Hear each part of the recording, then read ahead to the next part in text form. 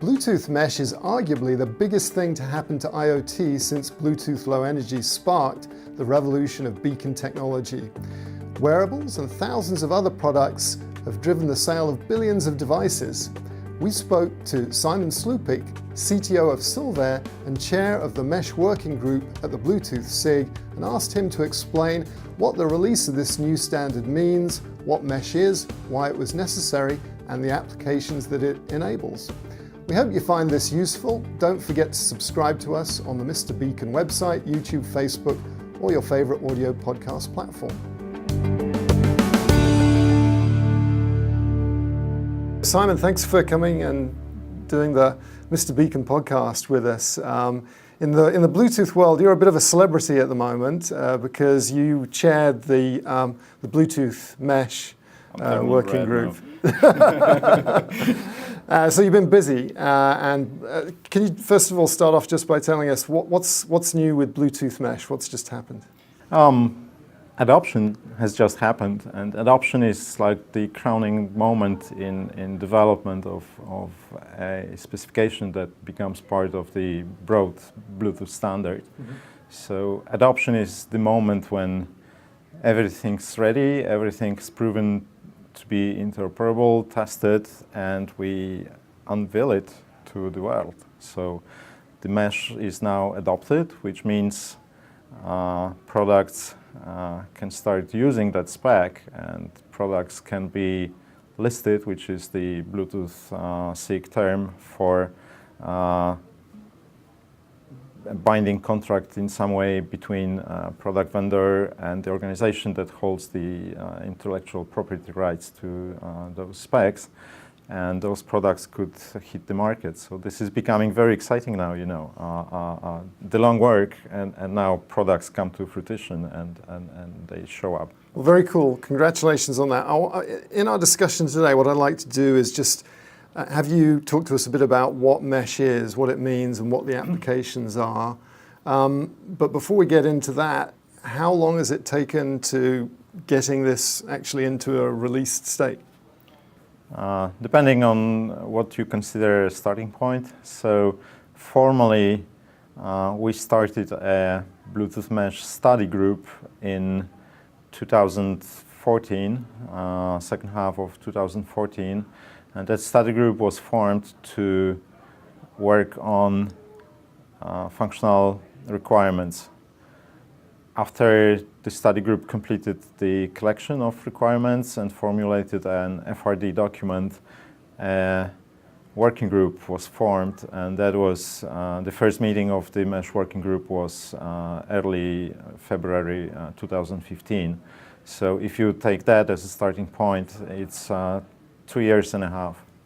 So it's a significant amount of work, and it's a really big deal. I think we had Bluetooth, we had Bluetooth Low Energy, or Bluetooth Smart, I should say, and now we've got Bluetooth Mesh.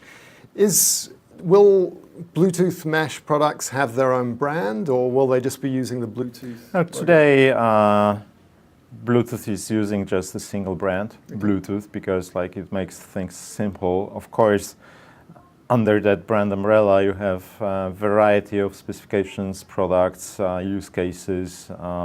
They all use the same fundamental technology, the same fundamental radio technology that powers all of them. So that's the common denominator. And explain to us just briefly what is mesh?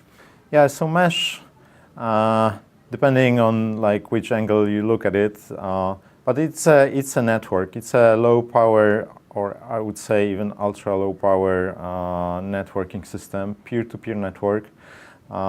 So it is a new topology for devices that use Bluetooth radios. So, Bluetooth started back 19 years ago with, of course, audio was the first application, and that was over a point-to-point link.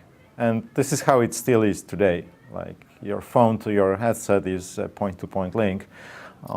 Then in 2010, Bluetooth Low Energy was integrated into Bluetooth world, and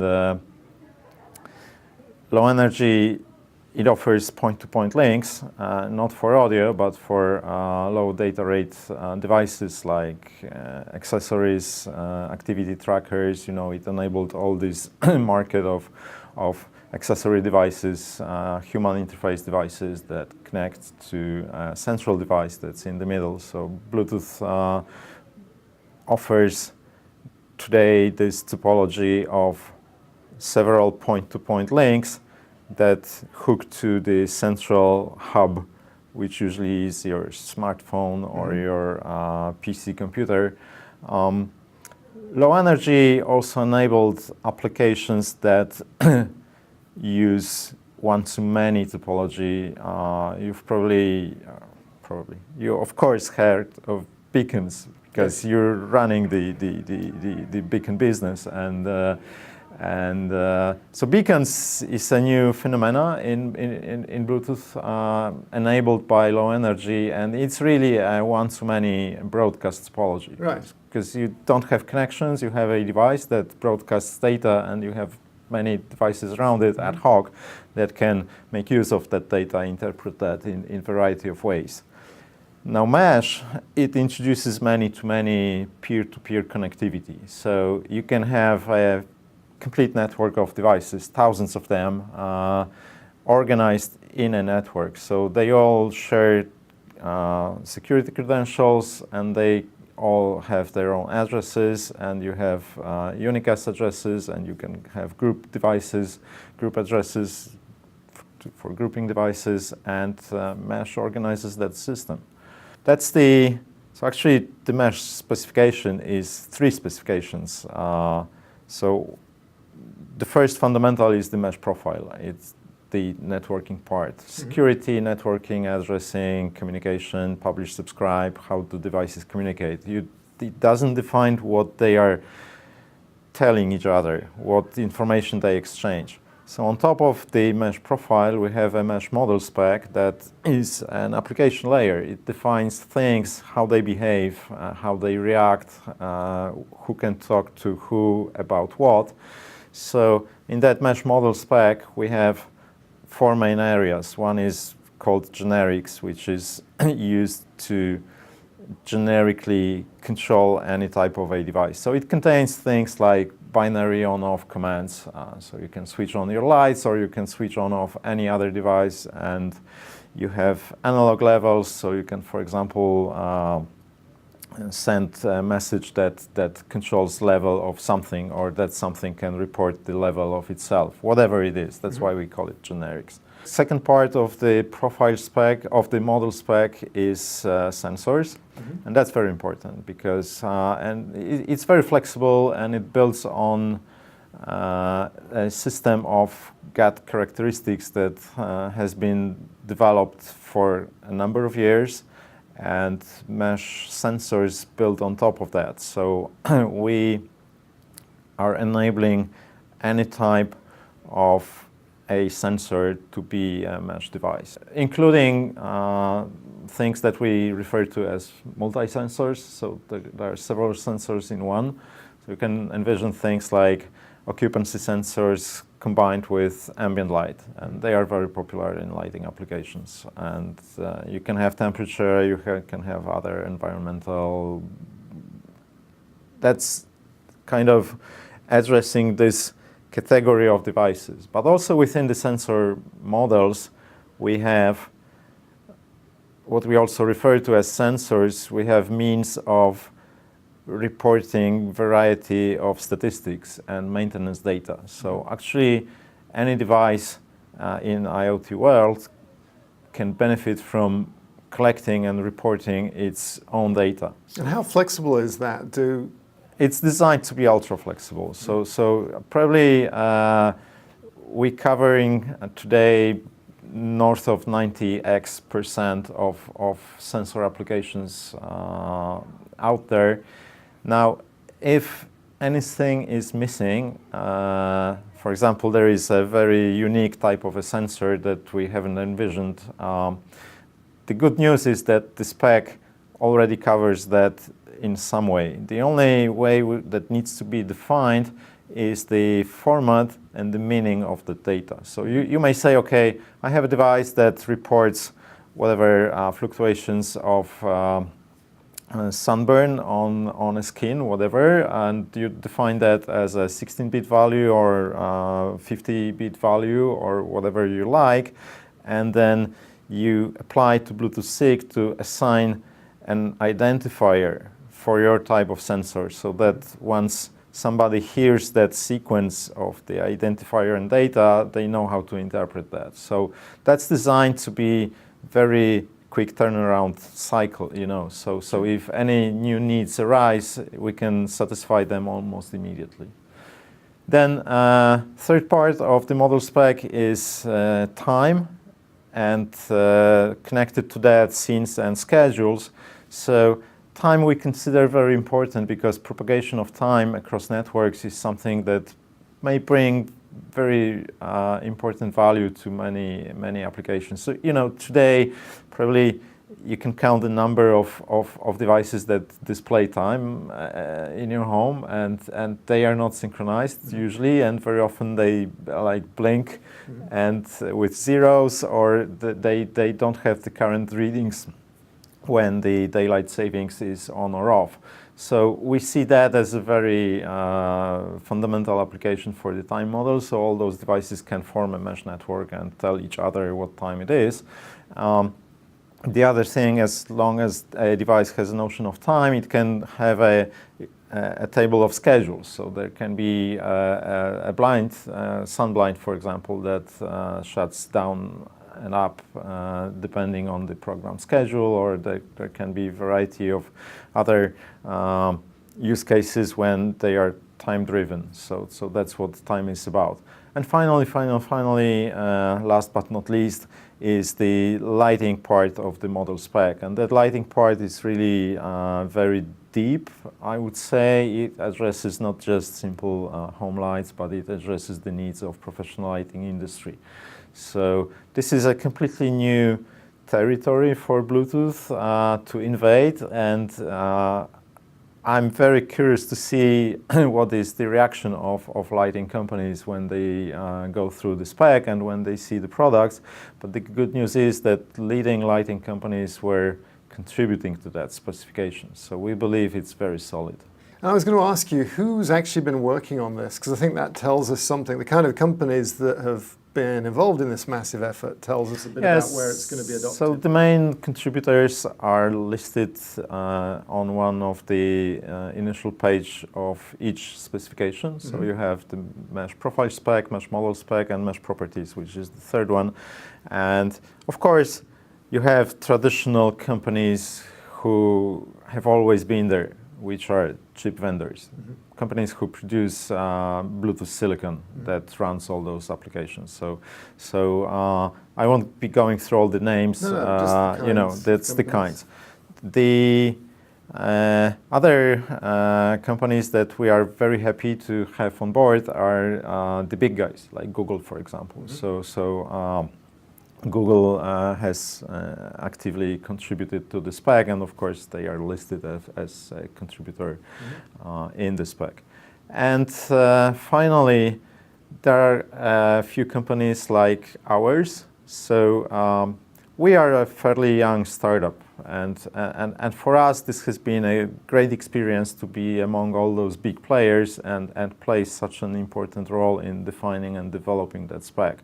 So Silvair, my company, is a software lighting control company. That's how we define ourselves. So we, our product is software stacks and applications and platforms for organizing lighting systems, and Bluetooth Mesh is the primary platform/technology to achieve that goal. So you really had some skin in the game. This had to work because Silvair's business, and you're the CEO of that business, is sitting on top of this. Yes. So for us, it's been a very significant bet, and I would say, a binary bet. I mean, we bet everything on the technology, and for a reason, of course. So we had not the greatest experience with other technologies, and we quickly realized it was somewhere around 2012-13 that really we want to use Bluetooth for fundamentally. This radio is the best radio of choice available today for this kind of applications, and yeah. So why not other radio technologies like, I mean, Zigbee's famous for having some mesh functionality in it. Yeah, we played with Zigbee and related technologies before going to Bluetooth, and it was a great learning experience. Mm-hmm. So we built our second generation lighting control system based on Zigbee radio and on what we considered at the time the best breed of other technologies and layers. So it was a full IPv6 solution based on Zigbee in sub-gigahertz frequencies. So it seemed to have all the properties of a winning system. So it was easily traversing concrete walls, and it was, IP based, and it was like everything. And then the final product didn't work because we found it simply too slow and too heavy. And it's like, I like using that paradigm a lot. It's like building the next generation aircraft using steel as your primary material. You can build a beautiful thing, mm-hmm. It just won't fly. So we learned that you have to start with a proper foundation. Like, modern aircraft are built from latest generation composites. So for us, Bluetooth radio is like this fundamental building block that guarantees that we will get the best performance. So you can have a great standard, but obviously key to any standard is adoption. And what's your view on where this is going to be adopted, and how confident are you that this is going to be kind of live up to the rest of the Bluetooth standard? Yeah, so we've taken care of that to some extent when defining the requirements for the specifications. So one of the fundamental requirements for mesh has been that it is backwards compatible with Bluetooth 4. So it means that, in a nutshell, it's a software upgrade for existing Bluetooth devices. Of course, they have to have enough resources like flash memory, RAM, and things like that, and the vendors have to provide that update. But it's only, quote, only a software update to everything that's out there. So your existing phones, they can do mesh today. Or a Bluetooth beacon, if I get a firmware upgrade, yeah, could potentially start communicating with mesh. Absolutely, yeah, that's the key. So of course, this approach has a drawback that we are not based on the latest, greatest Bluetooth 5 radio, which mm-hmm. improves things even more, but mesh by principle has been designed for very rapid market adoption. And to prove that, on day zero, so the day of launch, two vendors, we were one of them, qualified their stacks. So on day zero, at the day of adoption, you had, two qualified software stacks for mesh available. That's something. Bluetooth 5 is still in the process of being developed into products. Mm-hmm. Mesh is, you could say, already developed. So now companies are building end products that will be hitting the market very soon. Let's talk about scalability, because that's got to be one of the challenges with these mesh networks. They can potentially be very large, and you've got nodes that are running on batteries. How can you say anything about how you're going to make sure that this sort of flooding of packets doesn't wear down all the batteries and exhaust the network? Yeah, it's a significant problem, I admit, and we have what we believe very good means of addressing that problem. So there are a number of techniques that the specification envisions to enable scalability. So again, you know, it starts with the radio itself. That's way lighter, way faster than anything comparable. So a single mesh message, it occupies only 376 microseconds of airtime on a given frequency. So that's 10 times better than anything else available. You mentioned those other technologies. So we have an advantage here from the very start. And then the architecture of the system is such that it enables, through planning, such deployment of those networks that they can really reach a high number of nodes. So we have networks in pilot projects that are north of 1,000 devices, and we know there is still room to have more. I would say where other comparable networks say they are going to saturate, we are running just fine, and that's because of the lightweight design. So I was talking about how the radio helps, but also what helps a lot, and I believe that's the very unique design proposed for mesh, is that a mesh message is very small.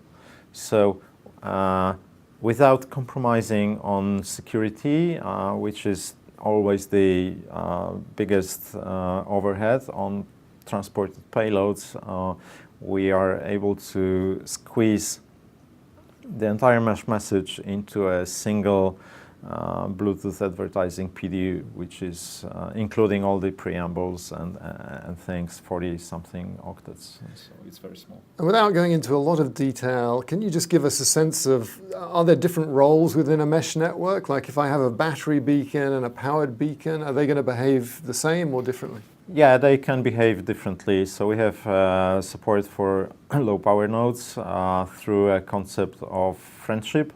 So that concept allows those low power devices achieve very low duty cycle. So essentially you can have a device that sleeps all the time and wakes up only for a few hundreds of microseconds to transmit something, and then the friendship concept works kind of like a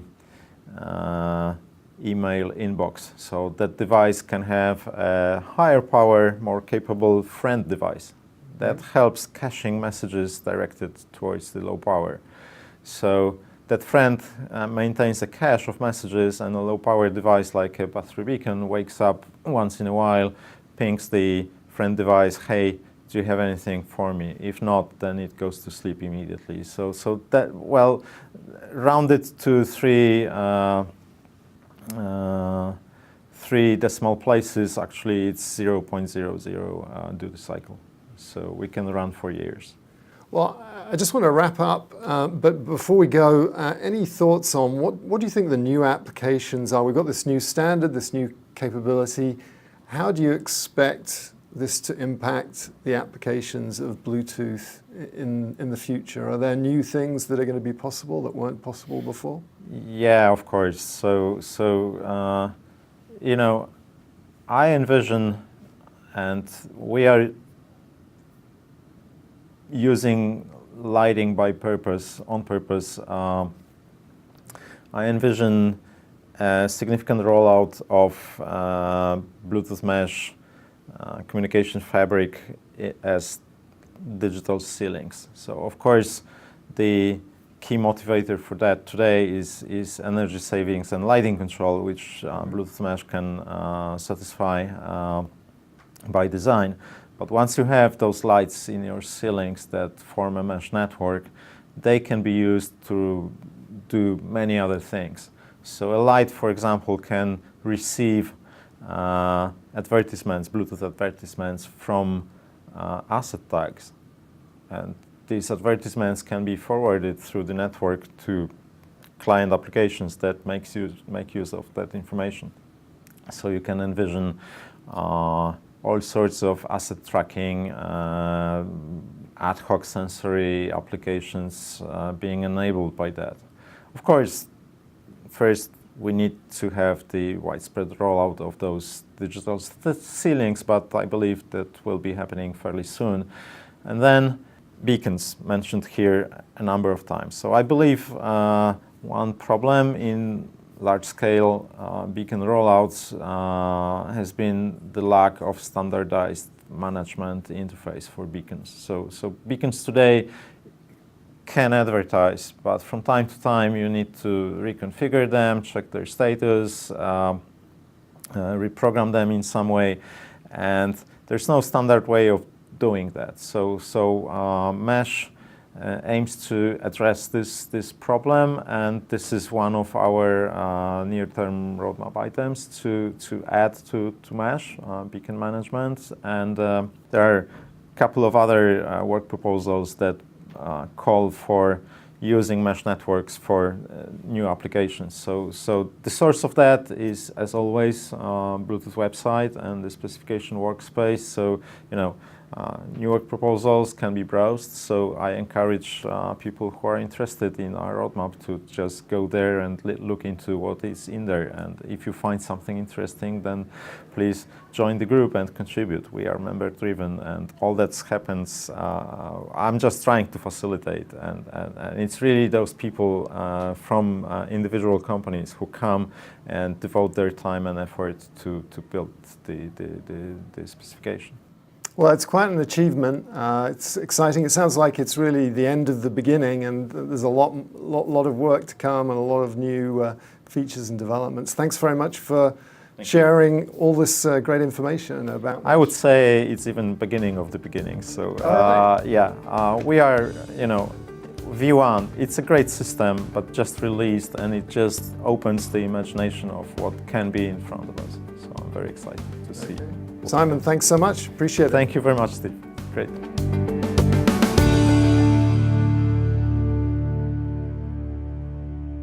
What 3 songs would you take on a trip to Mars? When is the trip scheduled? In about 3 months. Okay, just laughing because, I've had such problem before. So it was way back into very early 90s or even 1989. I was on a trip to Australia from Poland and for a year, and I had to make a very careful selection because the only thing I could take with me was a cassette tape. So actually I took 2 at that time. One was Robert Plant's Big Log, which is still on top of my favorite list. And the second, at that time it was very popular, but I still love, and it keeps reminding me of many emotions of these days, those days, is Home by the Sea by Genesis. Okay, Genesis. Wow, I think that's a first for our show. So that's 2, and third one that's actually coming back to me quite frequently is probably less known. The title of the song is I Hear, and the name of the band is Strange People.